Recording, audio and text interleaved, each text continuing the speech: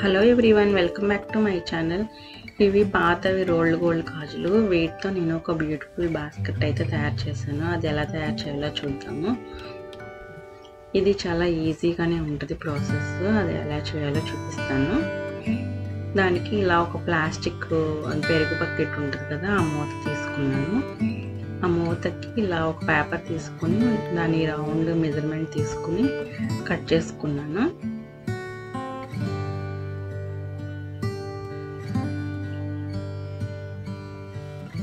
మనకి ఇలా కట్ చేసుకుంటే మనకి రౌండ్ షేప్ మెజర్మెంట్ అయితే వస్తుంది.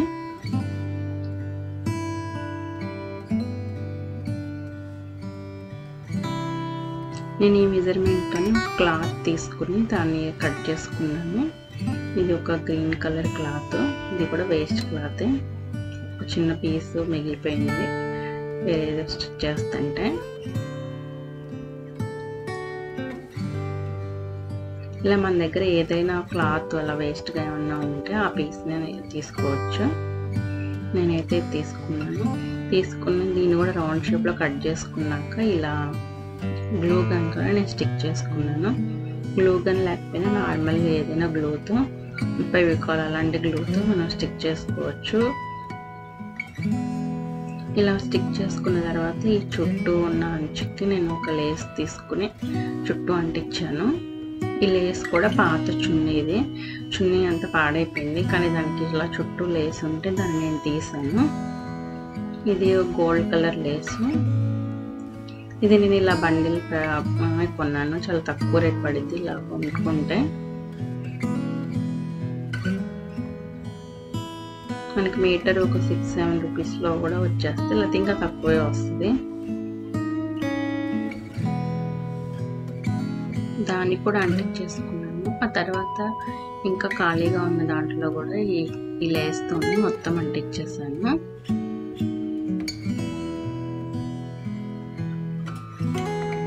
గ్లూ గన్తో అయితే త్వరగా అయిపోతుంది. ఇంకా కొంచెం గ్యాప్ ఉంది కదా, కనిపిస్తుంది కదా ఈ ఎడ్జ్లో, దాన్ని ఇలా గోల్డ్ కలర్ రిబ్బన్తో నేను మొత్తం అంటించేసుకున్నాను. తర్వాత ఇలా గాజుల్ని ఫస్ట్ రెండు గాజులు తీసుకుని ఇట్లా ఒకదానికొకటి మనం ఇలా జాయింట్ చేసుకోవాలి. దానికి ఇలా నేను గోల్డెన్ రిబ్బన్తోనే జాయింట్ చేశాను. ఇలా మొత్తం గాజుల్ని ఒకదానికొకటి చైన్ లాగా మనం మొత్తం అన్ని జాయింట్ చేసుకోవాలి.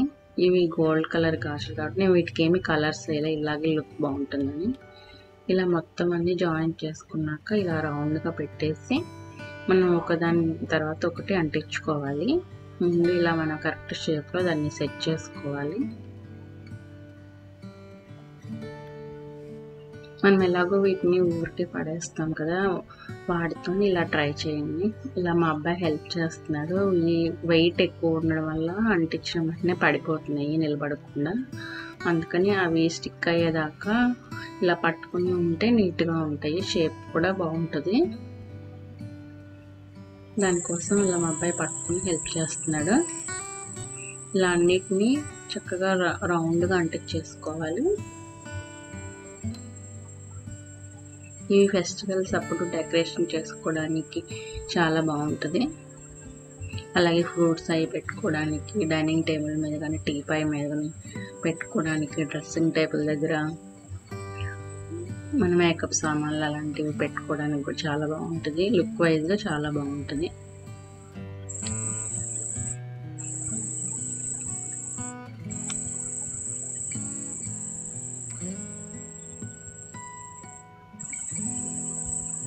ఈ థ్రెడ్స్ అన్నిటిని కట్ చేసుకుని జస్ట్ గ్లూ గన్తో నేను ఒకసారి స్టిక్ చేసుకున్నాను, అంటే ముళ్ళు ఓడకుండా ఉంటాయని.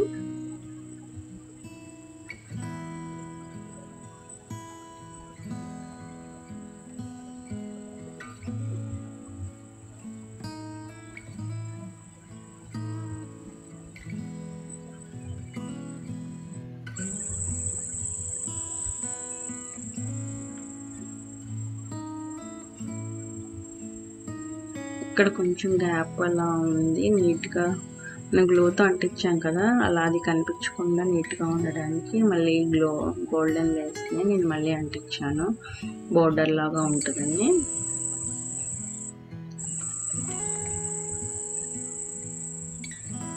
ఇలా చుట్టూ ఇలా అంటించేసాను. ఇలా మొత్తం కంప్లీట్ అయిపోయింది ఒక పార్ట్. దీనికి కింద మనకి స్టాండ్కి లాగా ఉంటే బాగుండిద్దని అనిపించింది. దానికి ఇలా నేను మిల్క్ వైడ్ డబ్బా తీసుకున్నాను. జస్ట్ లైక్ మనకి కేక్ స్టాండ్ ఎలా ఉంటుందో అలా బాగుంటుంది. మనం కింద క్లీన్ చేసుకోవడానికి కూడా చాలా బాగుంటుంది, అటు ఇటు జరుపుకోవడానికి. నేను దీనికి కూడా గ్రీన్ కలర్ క్లాత్ని మనం కట్ చేసుకుని ఇలా స్టిక్ చేసేసుకున్నాను. తర్వాత గ్లూతో మొత్తం అంటించేసుకున్నాక దీన్ని మనం ఇందాక చేసుకున్న ట్రేకి అంటించుకోవాలి.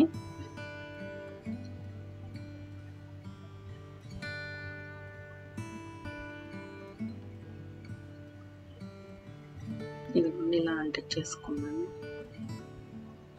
ఇవన్నీ ఇంట్లో ఉన్న వస్తువులు. ఇది చేయడానికి ఆ లేసులు, ఆ గోల్డెన్ రిబ్బను, ఇంకా గ్లూ, ఇవి అద్దాలు, ఇవి మనకి ఖర్చు. ఇది మొత్తం మనకు 20 రూపీస్ కన్నా తక్కువ, ఒక 15 నుంచి 20 రూపీస్ లోపల ఇది అయిపోతుంది. జస్ట్ అక్కడక్కడ ఒక్కటే అంటించాను, లుక్ బాగుంటుందని. మనం దారంతో ముడి వేస్తాం కదా, ఆ ముడులు కనిపించకుండా ఉంటాయని.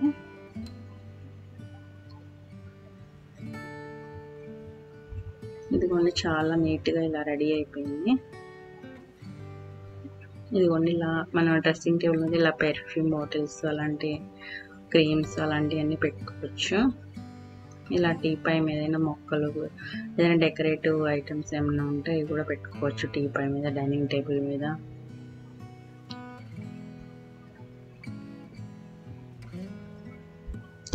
కింద అయితే ఇలా ఉంటుంది.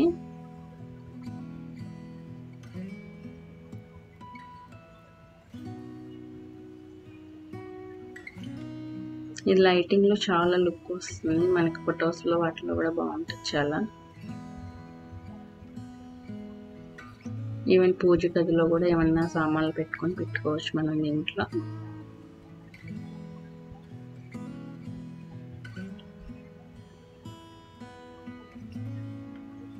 ఇది ఎలా ఉందో తప్పకుండా కామెంట్ చేసి చెప్పండి. అలాగే ఛానల్ని కూడా తప్పకుండా సబ్స్క్రైబ్ చేయండి.